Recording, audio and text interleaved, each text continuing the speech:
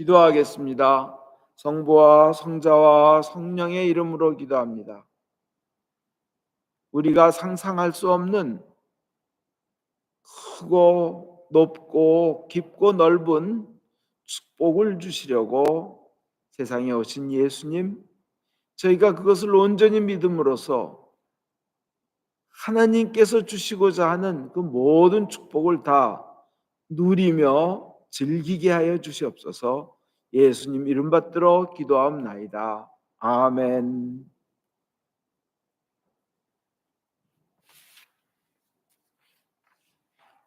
오늘 복음에 말씀이 사람이 되셔서 우리와 함께 계셨다고 요한복음 1장 14절에 그렇게 기록되어 있습니다. 그런데 이 말씀이라는 게 뭐냐? 이게 로고스요. 말씀은 바로 그 위에 생명을 만든 것이라고 했습니다. 이 말씀이 하나님이며 그 말씀이 모든 생명을 만들었으며 모든 생명은 다 그 말씀으로부터 만들어졌다는 겁니다. 근데 그 말씀이 사람이 되셔서 인간의 몸을 입고, 그러니까 육화하셔서 강생하셔서, 인카네이션이죠. 인카네이션. 우리와 함께 계셨다 이겁니다. 그럼 이 말씀이 바로 예수님인데, 이 말씀이 오신 목적, 예수님이 오신 목적이 무엇인지 생각하며 우리의 그 생각을 초월하는 축복을 우리가 받고 누리겠습니다. 첫째, 이 예수님이 오신 목적은 인간의 죄를 깨끗하게 씻어주기 위하여 오셨습니다. 왜? 인간의 죄에는 대가가 있습니다. 죄를 지으면 대가를 치러야 합니다. 남집 유리창을 깼으면 유리를 새 거로 갈아주든지 유리창을 새로 끼우는 비용을 내야 됩니다. 대가를 치러야 됩니다. 그런데 그 죄값을 치렀다 해서도 도저히 감당할 수 없는 큰 결과들이 있습니다. 예를 들어서 용서받았다 해도, 대가를 치루었다 해도 죄의 결과가 없어지지 않는다는 겁니다. 그런 것이 있어요. 예를 들어서 살인을 했다. 그 가족에게 용서를 받았어요. 그냥 잘못했다고 빌고 뉘우쳐서. 그 다음에 감옥을 갔다 와서 죄값을 다 치루었어요. 그렇다고 해도 죽은 사람이 살아 돌아오지 않아요. 그게 죄의 결과고 죄의 대가인 거예요. 인간으로서는 그 죄의 결과를 어떻게 할 수 없는 그런 죄들이 많습니다. 그런데 그 인간이 도저히 감당할 수 없는 죄값을 대신 치루어주고 그 죄 없다고 깨끗하게 해주시려고 예수님이 오셨다는 겁니다. 그게 성탄이에요. 두 번째로 예수님이 왜 오셨나? 죽으러 오셨어요. 고통받고 죽으러 오셨어요. 근데 그렇게 죽음으로써 우리를 살리러 오신 겁니다. 죽으러 오셨어요. 근데 살리러 오신 겁니다. 죄의 결과는, 마지막은 사망인데 그 사망을 이기시려 오신 겁니다. 죽으러 오셨지만 살러 오시고 승리하러 오신 겁니다. 그리고는 부활하셨습니다.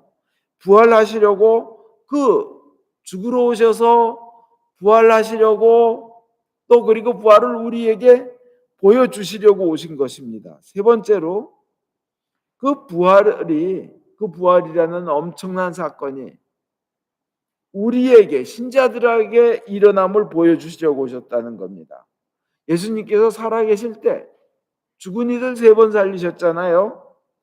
달리다 꾸음하면서 소녀 살리셨고, 그 다음에 나사로야 나오너라 하면서 살리셨고, 그리고 젊은 그 외아들이 죽어서 상여가 나갈 때 그 아들을 살리셔서 그 아들을 그 어머니에게 넘겨주시는. 그런데 이렇게 죽은 이들도 살리시면서 예수님도 본인도 부활하셨고, 또 우리도, 우리 믿는 이들도 부활하는 것을 믿게 하는, 부활이 우리에게도, 믿는 자들에게도 일어난다는 것을 이렇게 보여주시는 그 목적으로 또 오신 겁니다. 그러니까 인간의 죄를 씻어주기 위하여 오셨고, 죽으시지만 인간을 살리려 오셨고 그 부활이 우리에게 일어난다는 것을 보여주시려고 또 알게 믿게 하시려고 오신 거예요. 부활이라는 게 얼마나 엄청난 일이냐면요. 여러분이 부활한다는 얘기는 죽지 않고 영원히 산다는 겁니다. 기독교는 부활의 종교예요. 우리 신앙에서 부활을 빼면 우리는 안 믿는 겁니다. 이 교회는 필요가 없는 겁니다. 뭐 사람 마음 편안하려고 교회에 있는 것도 아니고 세상에 착한 일 하려고 교회에 있는 거 절대 아니에요. 그건 부수적인 거예요. 교회는 부활을 위해서 있습니다. 믿는 자들이. 근데 그것은 부활이라는 것은 영원한 생명을 누리는 거예요. 꿈에서 제가 돌아가신 어머니를 만났는데 꿈에 엄마 얼마나 건강한지 얼굴도 밝으사막하고 아주 곱고 조용히 웃고 계세요. 그래서 이제 거기도 교회에서 만났는데 꿈에 너무 기뻐가지고 엄마 분명히 돌아가셨는데 죽었는데 이렇게 살아계시잖아. 이게 막 믿어지지가 않는 거예요. 살아계시네. 막 그래서 그냥 어머니를 있는 힘을 다해서 이제 허그를 했는데 살아생전의 느낌하고 똑같으며 오히려 더 건강하게 느껴지는 거예요. 아프신 모습이 아니에요. 늙으신 모습이 아니에요. 너무 건강한 거예요. 근데 얼마나 기뻤는지 그 마음이 막 신나는지 그 행복감이 우러나오는데 제 안에 그렇게 깊은 행복감이 있는 줄 몰랐어요. 어디서 나온지 막 그 온 존재가 기쁨에 탁 차는 거예요. 정말 신나고 또 어머니가 또 너무너무 곱게 계신 거를 보니까 그 기쁨이 막 말로는 표현할 수 없었어요. 막 신바람이 나서 막 즐거워서 여기저기 뛰어다녔는데 저의 그 존재 자체가 완전히 어마어마한 행복에 사로잡혀 있었던 거예요. 그런데 영원한 생명이 그런 겁니다. 죽은 줄 알았는데 우리는 죽지 않는다는 거예요. 그렇게 만난다는 거예요. 그리고 영원한 생명이 있으면 믿다 가신 분들은 먼저 가신 이들하고 건강한 모습으로 너무나 신나는 상태에서 내 인생의 세상에서 살아있을 때 가장 즐거운 순간보다 더 즐겁게 아주 그냥 온 존재 안에서부터 기쁨이 우러나오며 그렇게 행복해하는 것이 영원한 생명에서 우리가 만나는 일입니다. 그것이 영생입니다. 그리고는 그것으로 끝난 게 아니라 영원히 그렇게 기쁨과 건강과 즐거움과 영육 간의 강건함과 풍요함을 끝없이 무한하게 그냥 한도 없이 누리게 된다는 게 영생인데 그것이 바로 예수님이 이 성탄에 오셔서 주시는 축복입니다. 하나님의 의도예요. 중요한 게 있어요. 우리 자신들도 언젠가는 우리 자신들도 우리 그 자식들을 놔두고 떠나야 될 때가 와요. 그러면 우리가 우리의 부모와 만나서 영원히 함께 기뻐하게 만나는 그래서 행복해하는 그 기쁨을 우리는 우리 자녀들에게도 반드시 물려줘야 합니다. 믿는 사람들의 그 가장 큰 사명 중에 하나가 사랑하는 자녀들, 후손들 예수님 믿어가지고 그러한 영원한 생명의 기쁨을 얻게 하고 우리 같이 또 나중에 죽고 난 다음에서도 영생 가운데서도 만나게 하는 것이 굉장히 중요합니다. 근데 그러한 후손 대대로 내려가는 축복을 주시려고 예수님이 오셨다는 겁니다. 그 다음에 네 번째로 하나님의 사랑이 얼마나 큰지 우리에게 보여주시려고 예수님이 오셨습니다. 아무리 말로 해도 사람들이 하나님의 사랑을 알을 수가 없어요. 그러니까 직접 우리가 체험하고 눈으로 보고 같이 먹고 같이 자고 손으로 만져보라고 하나님의 사랑을 그렇게 체험하라고 예수님이 오신 겁니다. 임마누엘로 오셨다 그러는데 임마누엘은 하나님이 우리와 함께 계시다는 뜻이잖아요. 그렇게 함께 계시다는 뜻은 적편에서 나를 비난하거나 욕하지 않고 나와 같은 편에서, 같은 사이드에서 같은 입장을 같이 나눈다는 말입니다. 세상 사람이 나를 다 욕하고 나보고 무능하다 하고 또 나를 떠난다 하여도 예수님만큼은 결코 나를 떠나지 않고 버리지 않는다는 뜻이 임마누엘이에요. 함께 계시다는 뜻이. 예수님께서 우리와 같은 부족한 인간의 입장이 되셔서 그 사랑을 믿고 따르는 자들에게는 세상 끝날까지 함께 계시고 그리고 영원토록 함께 계시겠다고 하는 약속의 축복이 바로 임마누엘인데 성탄이 바로 그것입니다. 그분께서는 누구나 자기에게 오는 사람 따뜻하게 맞이하셨을 뿐만 아니라 오히려 찾아가서 올 수 없는 사람들을 찾아가서 축복하셨어요. 다섯 남편에게 버림받은 사마리아 여인에게도 그가 그 여자가 비록 이방인이고 유대인들이 천하게 보는 사마리아인이고 갈릴리에서 예루살렘 갈 때 중간에 사마리아가 있지만 글로 통과해야 빨래지만 일부러 돌아갔습니다. 사마리아 땅을 거치지 않으려고, 더러운 것들이 사는 거라고.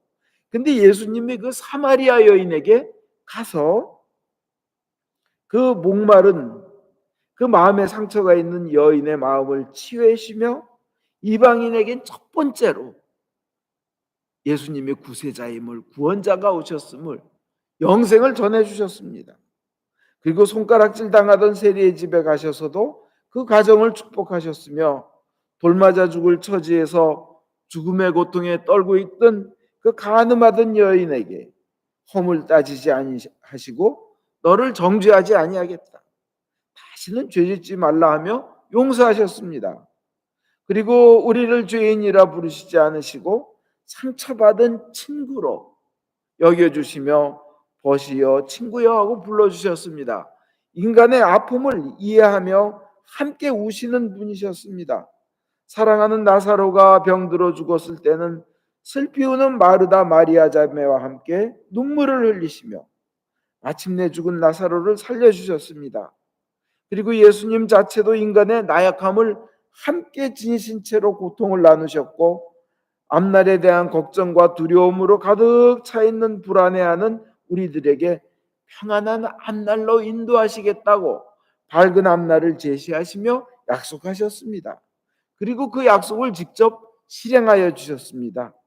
영육간에 병든 자들 고쳐주시고 귀신 들려 고통받는 자들, 죄로 말미암아 소외되고 멸시받는 자들을 친히 찾아가시고 그들과 함께 하셨습니다. 4천 명의 무리가 배고파 굶주려 집에 돌아가다가 길에서 귀신 날까 봐 친히 4천 명을 먹여주시는 기적을 베푸셨고 한손 마른 자가 성전 구석에 고개를 숙이고 앉아 있을 때 바리새인들이 비난할 거 알면서도 그 비난을 무릅쓰고 네 손을 내밀라 하시면서 그의 마른 손을, 오그라진 손을 회복시켜 주셨습니다. 38년간 베데스다 못에 누워있던 병자에게도 찾아가셨습니다. 낫기를 원하셔? 낫고 싶으냐? 건강을 원하느냐? 회복되기를 원하느냐 물으시면서 고쳐주셨습니다. 그에게 따지지 않으셨어요. 왜 너는 적극적 의지가 없니? 왜 남 핑계만 대니? 남들은 혼자 다 잘 가는데 그 모세 그 천사가 와서 휘잉 거 휘저을 때 그냥 남들은 빨리 가가지고 났는데 너는 왜 남이 날 데려가 주지 않아서 데려가 줄 사람이 없어서 못 난다고 하냐, 이런 식으로 나무라지 않으셨어요. 왜 남보다 빠르지 않느냐, 왜 남보다 빠르려고 노력은 하지 않고 남 탓하며 변명하냐, 이렇게 하시지 않으셨어요. 그냥 낫고 싶으냐, 낫기를 원하냐 물으셨어요. 이 사람이 본인도 낫고 싶었지만 어떻게, 자신도 할 수가 없어서 삶이 그렇게 흘러와서 그렇게 평생을 눌려서 절망으로 남이 낫는 모습을 보면서 부러워만 하면서 살아왔던 그 눌렸던 마음, 찌그러졌던 마음, 상처난 마음을 그냥 고쳐주시면서 치유하여 주셨습니다. 그리고 이제 더 이상 죄 짓지 마라, 그럼 더 흉한 일이 생길 수 있어, 그러고 보내주신 거예요. 바로 그 사랑을 하나님의 그 크신 사랑을 보여주시기 위하여 예수님께서 직접 오셔서 그 사랑을 사람들이 자기 눈으로 보고 생활로 체험하라고 예수님께서 오신 겁니다. 그 다음에 다섯 번째로 완벽한 진리를 인간이 조금이라도 체험하고 알게 하시려고 오신 거예요. 인간은 정말 자기도 모르는 가운데 완벽한 진리가 어디 있나 이거 찾아요. 근데요, 하나님은 진리 자체이십니다. 여러분이 삼라만상 천지 만물 온 우주가 이 돌아가는 원리를 사람들은 진리인 줄 알아요. 맞아요, 진리예요. 어떻게 이게 돌아가나? 생명이 어떻게 돌아가나? 근데요, 그 이 온 우주가 돌아가도록 만드신 분이 정말 더 진리예요. 그죠? 하나님이 더 진리인 거예요. 이 돌아가는 모든 원리를 아는 것보다 하나님이 지셨다 하는 게 진리예요. 하나님을 아는 것이. 인간이 아무리 노력해도 사실은 완전한 진리를 깨달을 수 없지만 인간의 몸으로 오셔가지고 체험하게 하시면 일부 그 진리를 맛보는 거예요. 그죠? 사람들 진리를 탐구하기 위해서, 진리를 알기 위해서 많이 수도 생활도 하고 구도 생활도 하고 고행도 합니다. 뭐 어떤 사람은 다리를 그냥 드립다 꼬아서 목 뒤로 얹혀놓고는 그러고 물구나무를 쓰고요. 그렇게 30년을 있은들 태양계 끝에 뭐가 있는지 알 게 뭐예요. 그죠? 아무리 뭐 진짜 물구나무 서기를 하고 제가 자주 말씀드렸지만 물구나무 서기를 써서 코에다가 와사비를 풀어놓고 그것을 참는다고 고행을 하고 뭐 구도를 한다고 해서 여러분 인간이 뭐 깨달을 수 있어요? 그렇게 30년을 40년을 지난다고 해서 빛의 속도로 태양까지 8초가 걸린다 그럽니다. 8분 20초가 걸린대요. 8분 20초. 그러니까 지금 보는 태양은 8분 20초 전에 거기서 출발한 빛이 내 눈에 오는 거예요. 그죠? 근데 보이저 2호가 가서 끝에서 보낸 보이저 2호 위성이 보낸 그거는요. 거기 신호가 약 17시간 동안 빛의 속도로 날아와서 지구로 오는 건데 빛의 속도로 그 어마어마한 속도로 17시간을 날아갔는데 지금은 성간 태양과 다른 태양 사이 성간으로 갔는데 그래봐야 그게 태양계인 거예요. 그 태양계 끝이 어떤지 우리 몰라요. 어마어마하게 크죠. 그런데 그런 태양계가 수천억 개가 모이면 은하계가 된대요. 그런 은하계가 또 수천억 개가 또 모이면 우주가 된다는데 우리가 뭔 짓을 한들 그 끝에 뭐가 있는지 알게 뭐예요. 지금 하다못해 우리가 사는 지구의 정중간에 어떻게 됐는지 우리 모르잖아요. 그저 뭐 단순히 용암 같은 게 뭐 있을 거고 핵이 있을 거고 그런 거는 그런 과학적인 이론이 있지만 들어가 본 사람도 없잖아요.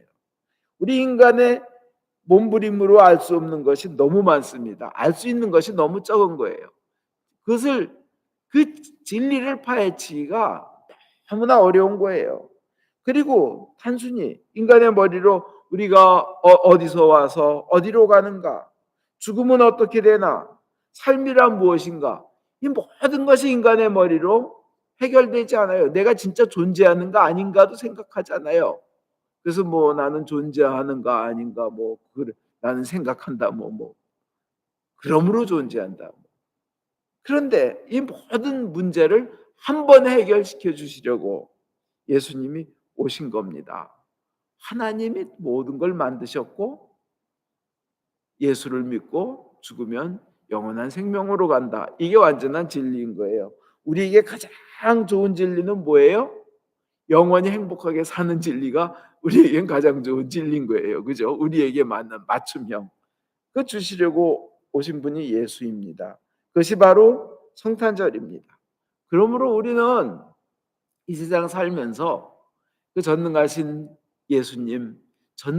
예수님을 따르고 모시고 그분을 사랑하는 것이 가장 큰 축복의 비결입니다. 그것을 주시려고 오셨기 때문에 그 홍콩의 가장 큰 부자 그 이가성, 그 중국식 발음으로 리카싱이라 그런데요. 하여튼 아시아에서 최고 부자 중에 한 명인데 재산은 약 47조, 그러니까 40 빌리언 달러 정도 되고 지금 94세인데 아직 살아 계셔요. 근데 이분이 30년 동안 모셨던 운전기사를 퇴직할 때 200만 위안, 중국 돈으로 200만 위안 쓴 수표를 줬대요. 한국 돈으로 한 3억 6천 정도 됩니다. 한 30만 불 정도. 그랬더니 기사가 안 받더라는 거예요. 아니, 저를 그렇게 부자가 되게 하시고 평생 먹여 살려주셨는데 뭘 또 주십니까? 안 받아도 됩니다. 저는 그 돈보다도 10배 이상의 재산이 있습니다. 그러더라는 거예요. 그래서 아니, 봉급이 한 달에 6천 위안인데 한 100만 원 정도, 7, 800불 정도밖에 한 달에 그거밖에 안 되는데 어떻게 그런 재산을 네가 있다는 말이냐? 그러니까 회장님을 모시고 다니면서 뒤에서 통화하실 때 어디에 땅 좀 사놓고 토지를 거기를 개발하도록 하여라 한 소리가 들으면 마음에 기억해뒀다가 거기 땅을 사놓고 어느 주식을 좀 사서 투자해라 그러면 기억해뒀다가 자기도 그 주식을 사고 30년 동안 따라했더니 재산이 그렇게 늘어났다는 거예요. 잘 모시고 따랐더니만. 우주를 지으신 예수님을 잘 모시고 따르면 어떤 복이 있겠습니까? 그 놀라운 축복을 주시려고 예수님께서 오셨습니다. 사람을 잘 모셔도 그런 복들이 온다면 전능하신 예수님을 잘 모실 땐 우리의 상상을 뛰어넘는 축복이 오는 줄 믿습니다. 이 성탄절에 상상 초월의 축복을 몰고 오시는 예수님 잘 모시고 그래서 누리고 즐기는 삶 되시길 바랍니다. 또 상상을 초월하는 영원한 풍요, 영육 간의 풍요, 넘쳐 흐르는 기쁨, 온갖 풍요를 누리고 즐기시기를 성탄절을 통해서 말씀드립니다. 또 상상을 초월하는 영원한 강건함, 영육 간의 건강함을 성탄을 통하여 오시는 예수님을 통하여 여러분 받으시기 바랍니다. 성탄을 통해 상상 초월의 기쁨과 평안함을 끝없이 받고 누리며 즐기시기를 예수님 이름으로 축원드립니다.